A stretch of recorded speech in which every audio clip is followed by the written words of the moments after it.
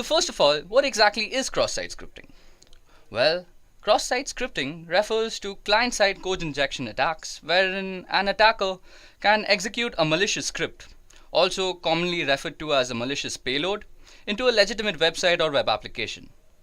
Now, XSS is amongst the most rampant of web application vulnerabilities and occurs when a web application makes use of something like an unvalidated or unencoded user input within the output that it generates. Now, by leveraging XSS, an attacker does not target a victim directly. Instead, an attacker would be exploiting a vulnerability within a website or something like a web application that the victim would visit, and essentially using the vulnerable website or the web application as a vehicle to deliver a malicious script to the victim's browser. Now, while XSS can be taken advantage of within a VirtualBox script, ActiveX, and Flash, unquestionably the most widely abused is JavaScript. This is mostly because JavaScript is the fundamental to any browsing experience. All the modern sites today have some JavaScript framework running in the background. Now, XSS can be used in a range of ways to cause serious problems. Well, the traditional uses of XSS is the ability for an attacker to steal session cookies, allowing an attacker to probably impersonate a victim, and that just doesn't stop there. So XSS has been used to wreak havoc on social websites, spread malware, website defacements, and phish for credentials, and even used in conjunction with some clever social engineering techniques to escalate to even more damaging attacks. Now, cross-site scripting can be classified into three major categories. So the first is reflected cross-site scripting, the second is stored or persistent cross-site scripting, and the third is DOM-based cross-site scripting.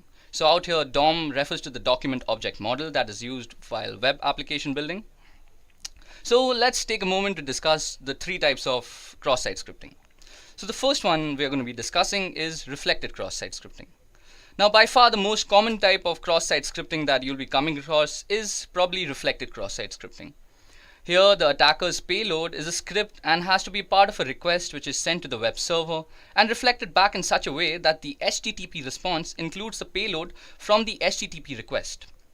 Now, using a phishing email and other social engineering techniques, the attacker lures in the victim to inadvertently make a request to the server which contains the cross-site scripting payload, and then he ends up executing the script that gets reflected and executed inside his own browser. Now, since reflected cross-site scripting isn't really a persistent kind of attack, the attacker needs to deliver this payload to each victim that he wants to serve. So a medium like a social network is very conveniently used for dissemination of these attacks. So now let's take a step-by-step look at how cross-site scripting actually works. So firstly, the attacker crafts a URL containing a malicious string and sends it to the victim. Now the poor victim is tricked by the attacker into requesting the URL from the website, which is running a website response script. And then the website includes the malicious string from the URL in the response. And then in the end, the victim's browser executes the malicious script inside the response, sending the victim's cookies to the attacker's server. Okay, so at first, reflected XSS might seem very harmless because it requires the victim himself to actually send a request containing a malicious string. Now, since nobody would be willingly attacking himself, so there seems to be no way of actually performing the attack. But as it turns out, there are at least two common ways of causing a victim to launch a reflected cross-site attack on himself. So the first way is if the user or targets a specific individual and the attacker can send a malicious URL to the victim, for example using email or for example instant messaging, and then trick him into visiting the site. Secondly, if the user targets a large group of people, the attacker then can publish the link or the malicious URL on his own website or social media, and then he'll just wait for visitors to click on it. So these two methods are similar and both can be very successful with the use of a URL shortening service like one provided by Google. So this masks the malicious string from users who might otherwise identify it. Okay, so that was all about reflected cross-site scripting. Let's move on to stored cross-site scripting now. So the most damaging type of cross-site scripting that is there today is persistent or stored cross-site scripting. In stored cross-site scripting attacks, in stored cross-site scripting attacks, the attacker is injecting a script into the database that is permanently stored on the target application. So a classic example is a malicious script inserted by an attacker in the comment field or on a blog or a forum post. So when a victim navigates to the affected web page now in a browser, the cross-site scripting payload will be served as a part of the web page, just like any legitimate comment would be. Now this means that the victim will be inadvertently ending up executing the malicious script once the page is viewed in the browser. Now let's also take a step-by-step look at how cross-site scripting in the stored version works. So the attacker uses one of the website's form to insert a malicious string into the website's database first. Now the victim unknowingly requests a page from the website, and then the website includes the malicious string from the database in the response and then sends it to the victim. Now the poor victim will be actually executing the malicious script inside the response and sending all the cookies to the attacker's server. So that's basically how stored or persistent cross-site scripting works. Now it's time for the last type of cross-site scripting, which is document object model based cross-site scripting. So DOM based cross-site scripting is an advanced type of cross-site scripting attack. So which is made possible when the web application's client-side script writer uses provided data to the document object model. So basically it means that data is subsequently read from the document object model by the web application and outputted to the browser. So if the data is incorrectly handled in this place, an attacker can very well inject a payload which will be stored as a part of the document object model and then executed when the data is read back from the DOM. Now let's see how that actually happens. So first the attacker crafts a URL containing a malicious string and sends it to the victim. Now this victim is again tricked by the attacker into actually requesting the URL from the website. This is like the primary step in actually performing cross-site scripting. Now the third step is that the website receives the request but does not include the malicious string in the response. Here's the catch of DOM-based cross-site scripting. So now the victim's browser executes the legitimate script inside the response, causing the malicious script to be inserted into the page. That is basically into the inner HTML attributes. And the final step is then the victim's browser then executes the malicious script inserted into the page and then just sends the victim the cookies to the attacker's server. Now, if you guys must have realized, in the previous examples of persistent and reflected cross-site scripting, the server inserts the malicious script into the page, which is then sent as a response to the victim. Now, when the victim's browser receives the response, it assumes that the malicious script is to be a part of the page's legitimate content and then automatically executes it during page load as with any other script would be. But in a DOM-based attack, there is no malicious script inserted as a part of the page. The only scripts that are being actually automatically executed during the page load is legitimate part of the page. So that's the scary part. So the problem is that this legitimate script directly makes user input in order to add HTML to the page. So the malicious string is inserted into the page using inner HTML. So it's passed as HTML. So mostly people who are actually servicing or surveying any server for cross-site scripting attacks, they will not be actually checking the client side. So it's a very subtle difference, but it's very important. So in traditional cross-site scripting, the malicious JavaScript is actually executed when the page is loaded as a part of the HTML server. And in DOM-based cross-site scripting, the malicious JavaScript is executed at some point after the page has already been loaded, because the page's legitimate JavaScript treating user input is using it in an unsafe way.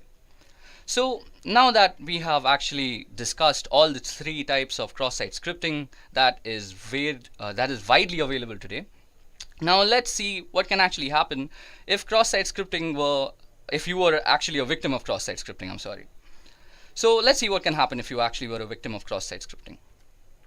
So the consequences of what an attacker can do with the ability to execute JavaScript on a web page may not immediately stand out to you guys, but especially since browsers like Chrome run JavaScript in a very tightly controlled environment these days, and JavaScript has very limited access to users' operating systems and user files. But when considering that JavaScript has the access to the following that we're going to discuss, we can only see how creative JavaScript attackers can get. So firstly, with malicious JavaScript has access to all the same objects that the rest of the web page has. So this includes a thing called cookies. Now cookies are often used to store session tokens, and if an attacker can obtain a user session cookie, they can impersonate that user anywhere on the internet. Secondly, JavaScript can read and make arbitrary modifications to the browser's document object model. So your page will just be incorporated with all sorts of scripts and viruses without you even knowing from the server side. Now, JavaScript can be used with the XML HTTP request to send HTTP requests with arbitrary content to arbitrary destinations. And the most scary part is that JavaScript in modern browsers can leverage HTML5 APIs, such as accessing a user's geolocation, webcam, microphone, and whatnot, and even specific files from the user's file system. Now, while most of these APIs require the users to opt in, cross-site scripting in conjunction with some very clever social engineering can bring an attacker a very long way. Now, the above in combination with social engineering, as I just said, allows an attacker to pull off advanced attacks including cookie theft, key logging, phishing, and identity theft too. Now, critically, cross-site scripting vulnerabilities provide the perfect ground for attackers to escalate attacks to more serious ones. So now that we understand what cross-site scripting attacks are and how damaging they can be to your application, let's dive into the best known practices that are actually followed to prevent them in the first place. So the first mechanism that is used is called escaping. So escaping data means that taking data an application has received and ensuring that it's secure before actually rendering it for the end user. Now, by escaping user input, key characters in the data received by a web page will be prevented from being interpreted in any malicious sort of way. Now, in essence, you're censoring the data your web page receives in a way that will disallow characters, especially those brackets that begin the HTML attributes, like in HTML and IMG. So these will be stopped from being rendered, which would otherwise cause harm to your application and users and database. But if your page doesn't allow users to add their own code to the page, a good rule of thumb is normally to escape any and all HTML, URL, and JavaScript entities. However, if you are running a forum and you do allow users to add rich text to your content, you have a few choices. So firstly, you will need to carefully choose which HTML entities you will escape and which you won't, or by replacement format for raw HTML such as Markdown, which will in turn allow you to continue escaping all the sorts of HTML characters.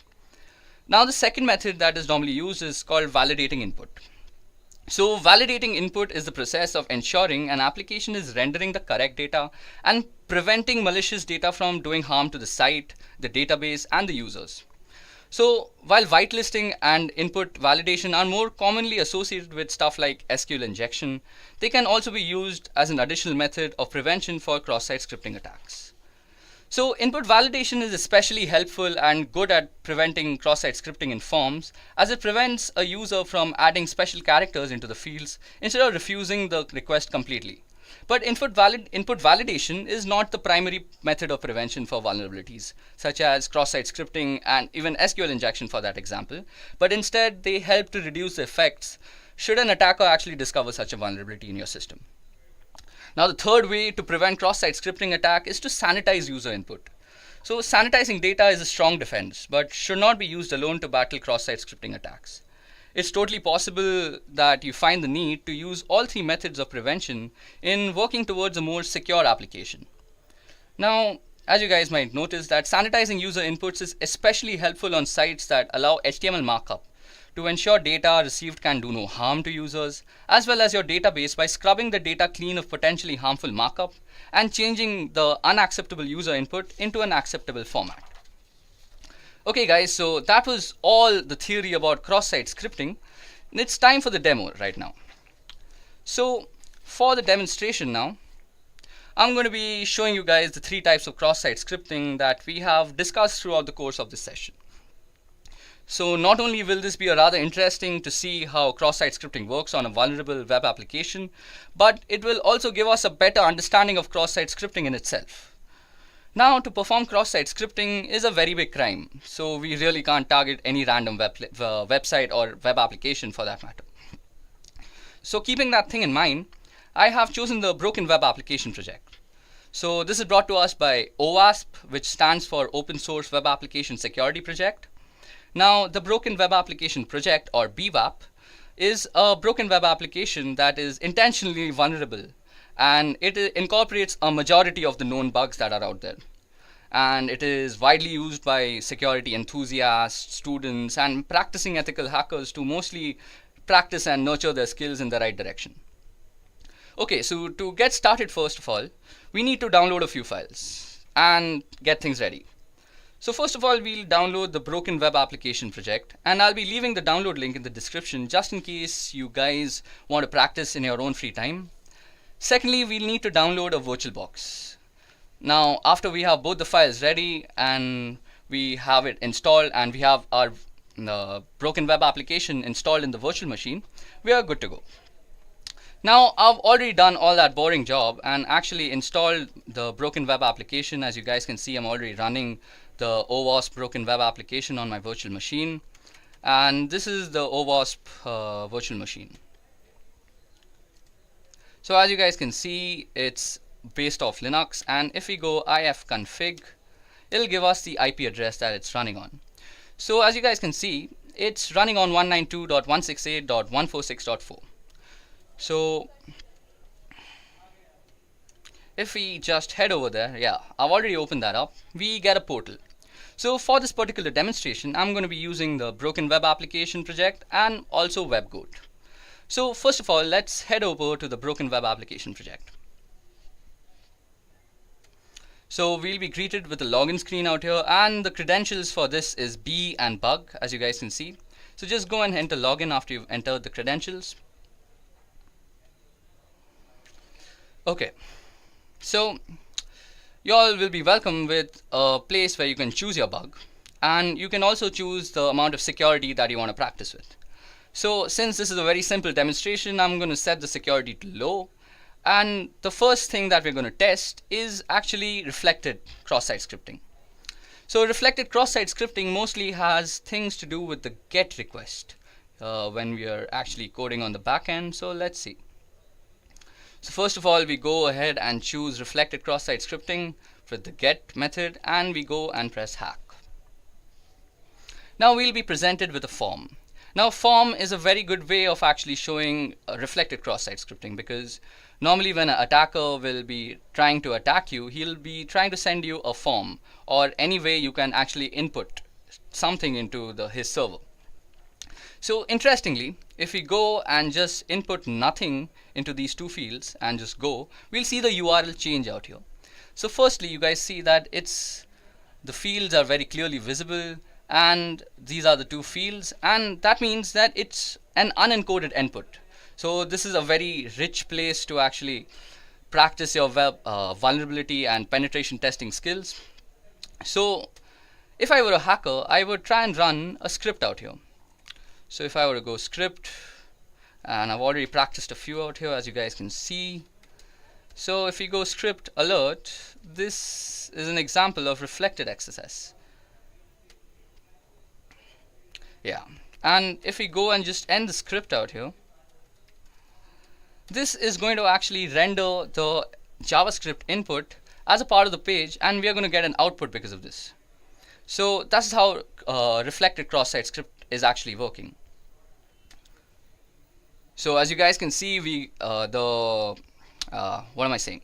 As you guys can see, the web application has actually rendered our JavaScript, and now we can see that reflected cross-site scripting is actually working out here.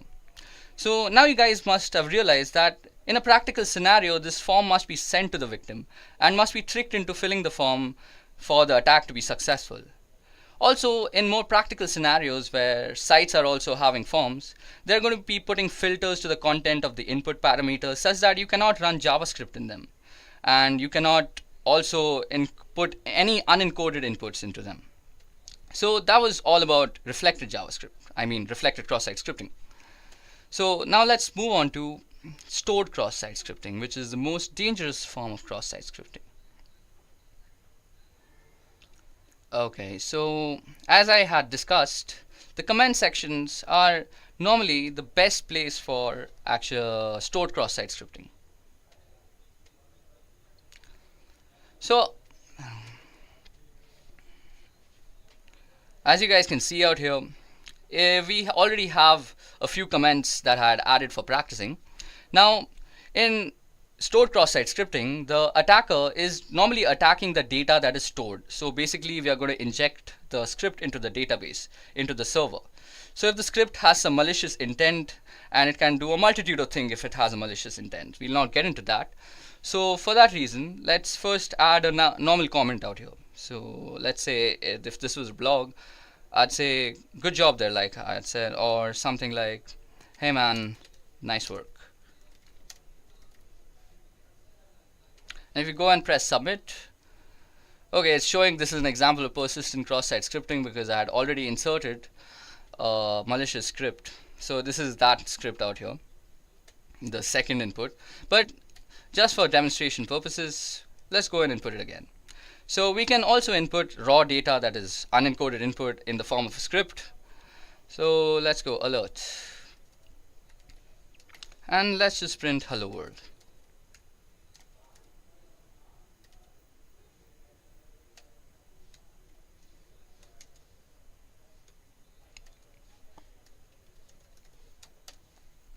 So if we go and press submit, so it first runs that other cross-site script, and then it'll say that this page isn't working. So this is also a very good example. Now we have two scripts actually running on this page. So the first one is actually, this is an example of cross-site scripting, persistent. So that was the second one. And then comes the hello world. So that's actually two scripts running back to back. So anybody, if I were to actually come back to this site any other day and these comments existed, it would just get automatically executed from the database because we are referring to it. Okay, so time for DOM based cross-site scripting, and I was using this application for the first time yesterday, and I realized that there is actually no way that we can actually test DOM based cross-site scripting here. So to actually test DOM based cross-site scripting, we are going to be using this thing called WebGoat. Now the login credentials to WebGoat is guest for the username and guest for the password. I had already logged in, so it didn't ask me. So now if you go out here and go under cross-site scripting in XSS, you will also see that there is no options available for actually DOM-based cross-site scripting. This is because it's under AJAX security, or AJAX if you might pronounce it that way. So this is under AJAX security because if you guys remember, we had just discussed that DOM-based cross-site scripting is a client-side cross-site scripting. So things like a normal script would normally be checked on the server side. But when we are talking on client side, we are talking about languages like HTML, AJAX, etc. So you can put your scripts in HTML form. So suppose we were to go, so let's input a script first. So suppose we were to go script hello world. Now if we go and submit the solution, nothing actually happens because we are actually putting in encoded inputs out there. It's the DOM that is unencoded. Now if we were to actually go in and input in a language that the client side actually understands, for example HTML, so we'd immediately get a result. So first of all, it's going to actually manipulate the inner HTML attributes of the site. So if we go image and we put a source, now let's not give the source anything, and on alert, on an error, we're going to run some simple JavaScript. So alert, and we can say this is an example of DOM based XSS. Now as soon as I end the image tag, this is going to get run because the client side is always rendering the client side page. So watch this. Sorry, I think I mistyped somewhere. Okay, let's go again. So image. Okay, let's use something I've already used. And you can see that it says hacked. And out here, we've not even pressed submit solution. So out here, you can see that as soon as we completed it, it's again saying hacked. So that means as soon as you complete the query or the client-side HTML language, so that will completely trigger the cross-site payload. Image tag, this is going to get run because the client side is always rendering the client side page. So watch this. Sorry, I think I mistyped somewhere. Okay, let's go again. So image. Okay, let's use something I've already used. And you can see that it says hacked. And out here, we've not even pressed submit solution. So out here, you can see that as soon as we completed it, it's again saying hacked. So that means as soon as you complete the query or the client side HTML language, so that will completely trigger the cross-site